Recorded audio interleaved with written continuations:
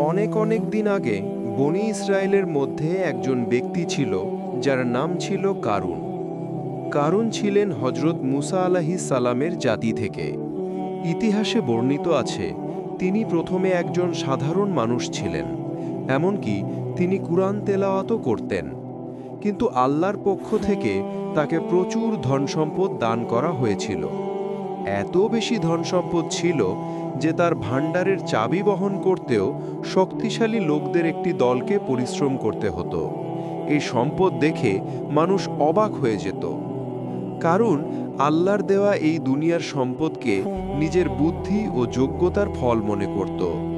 যখন লোকেরা তাকে বলল, হে কারুন, তুমি আল্লাহকে ভয় করো, আল্লাহ তোমাকে যেভাবে দিয়েছেন সেভাবে দুনিয়ার পরিবর্তে আখিরাতের জন্য প্রস্তুত হও, কিন্তু কারুন গর্বিত হয়ে উত্তর দিল, এ সমস্ত সম্পদ আমি আমার জ্ঞান ও প্রজ্ঞার কারণে পেয়েছি। তার এই অহংকার আল্লাহর কাছে অত্যন্ত অপছন্দনীয় হয়ে গেল। কারুনের সম্পদের বর্ণনা। কারুনের বাড়ি ছিল সুবিশাল। সেখানে অসংখ্য ভাণ্ডার ছিল, যেখানে সোনা, রূপা, হীরা, মুক্তা ও মূল্যবান পাথরের ভাণ্ডার ভরে থাকত। লোকেরা যখন তার ধনভাণ্ডার দেখত তারা হতবাক হয়ে যেত। তারা বলতো, হায়, যদি আমাদেরও কারুনের মতো ধন সম্পদ থাকত, সে তো সত্যিই ভাগ্যবান। কিন্তু অন্য মুমিনেরা বলতেন, হায়, ধন সম্পদ নয়, বরং আল্লাহর সন্তুষ্টি ও নেক আমলই সবচেয়ে বড় সম্পদ। এই ঘটনাগুলো আল্লাহ কুরআনে সূরা কাসাস আয়াত ৭৬ থেকে ৮২তে বিস্তারিতভাবে বর্ণনা করেছেন। হজরত মুসা আলাইহিস সালামের উপদেশ। হজরত মুসা আলাইহিস সালাম একদিন কারুনকে উপদেশ দিলেন, হে কারুন, আল্লাহ তোমাকে যা দিয়েছেন তা থেকে গরিবদের দাও, সদাকা করো, জাকাত দাও, মানুষের উপকার করো, অন্যায় করো না। কিন্তু কারুন তার কথা শোনেনি। সে জাকাত দিত না, বরং মুসা আলাইহিস সালামের বিরুদ্ধাচরণ শুরু করল। একসময় সে চক্রান্ত করল হজরত মুসা আলাইহিস সালামের ইজ্জত নষ্ট করার জন্য। কারুনের চক্রান্ত। বর্ণিত আছে কারুন এক নারীকে টাকা পয়সা দিয়ে বলল, তুমি মুসা আলাইহিস সালামের উপর মিথ্যা অপবাদ দাও, বলো যে তিনি তোমার সাথে অনৈতিক আচরণ করেছেন। কিন্তু যখন জনসম্মুখে নারীকে জিজ্ঞেস করা হলো, তখন সে ভয়ে সত্য বলে দিল যে না, মুসা আলাইহিস সালাম নিষ্পাপ, আমাকে কারুন টাকা দিয়ে মিথ্যা বলাতে চেয়েছিল। এভাবে কারুনের ষড়যন্ত্র ভেস্তে গেল এবং তার আসল মুখ সবার সামনে প্রকাশ পেল। কারুনের অহংকারের পরিণতি শুরু।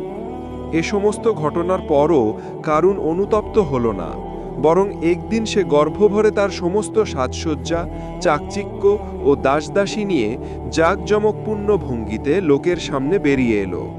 লোকেরা তার ধনসম্পদ দেখে মুগ্ধ হয়ে পড়ল। তারা বলল, হায়, যদি আমাদেরও কারুনের মতো ভাগ্য থাকত। তখন আল্লাহর প্রিয় বান্দারা বললেন, তোমরা কারুনের মতো হতে চেও না। যারা দুনিয়ার চাকচিক্যে বিভ্রান্ত হয় তাদের শেষ ভালো হয় না। আল্লাহ যার একদিন কারুন তার সমস্ত ধন সম্পদ, চাকচিক্য ও জাকজমক নিয়ে জনগণের সামনে বের হল। সোনার গাড়ি, হীরার অলংকার, দাসদাসী, অভিজাত পোশাক, সব কিছু নিয়ে সে অহংকার ভরে মানুষের সামনে প্রদর্শন করল। লোকেরা মুগ্ধ হয়ে পড়ল। অনেকে বলল, হায়, যদি আমাদেরও কারুনের মতো সম্পদ থাকত। কিন্তু আল্লাহর ভয়ে থাকা মানুষরা বলল, আল্লাহর কাছে যে নেক আমল জমা আছে সেটিই আসল সম্পদ। কারুনের মতো অহংকারে ভরা জীবন কোনো উপকারে আসবে না। কারুন মানুষের সামনে অহংকার করে দাঁড়ালো, কিন্তু হজরত মুসা আলাইহি আল্লাহর নিকট দোয়া করলেন, হে আল্লাহ, তুমি কারুনকে তার ধন সম্পদ সহ ধ্বংস করে দাও, কারণ সে তোর নিয়ামতের কৃতজ্ঞতা স্বীকার করছে না এবং মানুষকে বিভ্রান্ত করছে। আল্লাহ তার দোয়া কবুল করলেন। এক মুহূর্তেই জমিন কাঁপতে শুরু করল। মানুষ ভয়ে চিৎকার করতে লাগল। হঠাৎ দেখা গেল কারুনের প্রাসাদ, ধনভাণ্ডার, চাকর বাকর সব কিছু মাটির গভীরে ডুবে যাচ্ছে। সে চিৎকার করে সাহায্য চাইতে লাগল, কিন্তু আর কেউ তাকে রক্ষা করতে পারল না। আল্লাহর কুদরতে সে এবং তার ধনভাণ্ডার চিরতরে মাটির নিচে ধসে গেল। যারা একসময় কারুনের মতো হতে চাইত, তারা বিস্ময়ে বলল, হা, আমরা প্রায়ই তার মতো হতে যাচ্ছিলাম। যদি আল্লাহ আমাদের প্রতি দয়া না করতেন, তবে আমরাও তার মতো ধ্বংস হয়ে যেতাম। এভাবে আল্লাহ মানুষকে শিক্ষা দিলেন যে দুনিয়ার ধন সম্পদ কোনো কিছুর নিশ্চয়তা নয়, এটি আসলে একটি পরীক্ষা। যার কাছে আল্লাহ সম্পদ দেন তাকে কৃতজ্ঞ হতে হবে, জাকাত ও সদকা দিতে হবে, মানুষের উপকারে লাগাতে হবে, অন্যথায় সে ধ্বংস হয়ে যাবে। কারুনের ঘটনায় কয়েকটি বড় শিক্ষা রয়েছে। ১. ধন সম্পদ নিয়ে অহংকার করা আল্লাহর ক্রোধ ডেকে আনে। ২. আল্লাহ যার প্রতি দয়া করেন সেই সত্যিকারভাবে রক্ষা পায়। ৩.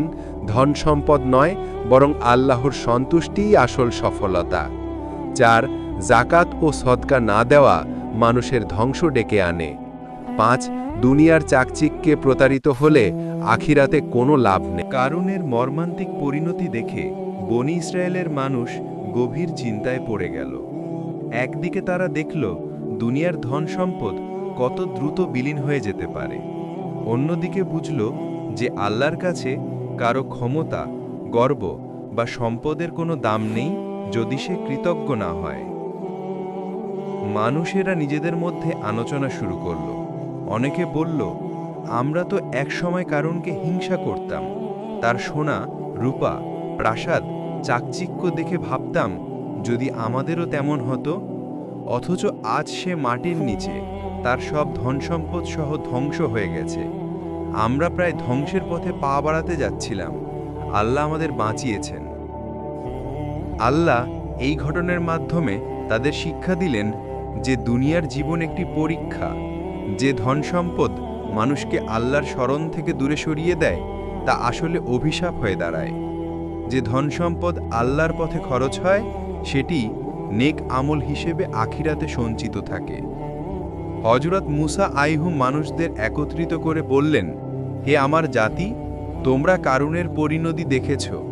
আল্লাহর অবাধ্য হলে, তার দেয়া নিয়ামতের কৃতজ্ঞতা না মানলে ধন সম্পদ কিছুই কাজে আসে না। মনে রেখো, দুনিয়ার এই জীবন ক্ষণস্থায়ী, এখানে আমরা অতিথি মাত্র।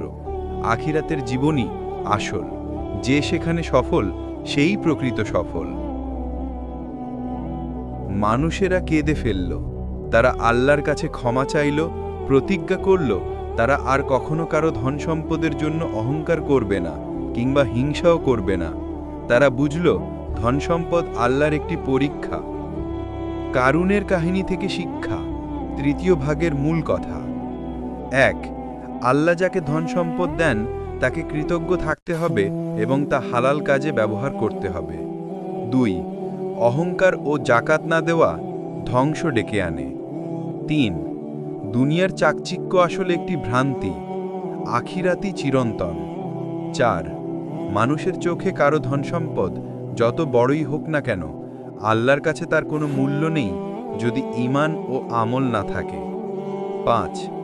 ইতিহাস বারবার প্রমাণ করেছে যে আল্লাহর প্রতি কৃতজ্ঞ হয় সে রক্ষা পায়, আর যে অহংকারে ডুবে যায় সে ধ্বংস হয়। এইভাবে কারুনের কাহিনী শুধু একটি গল্প নয়, বরং প্রতিটি যুগের মানুষের জন্য শিক্ষণীয় নসিহত। দুনিয়ার ধন সম্পদ, ক্ষমতা বা খ্যাতি নয়, আল্লাহর আনুগত্য, কৃতজ্ঞতা এবং নেক আমলই প্রকৃত সম্পদ।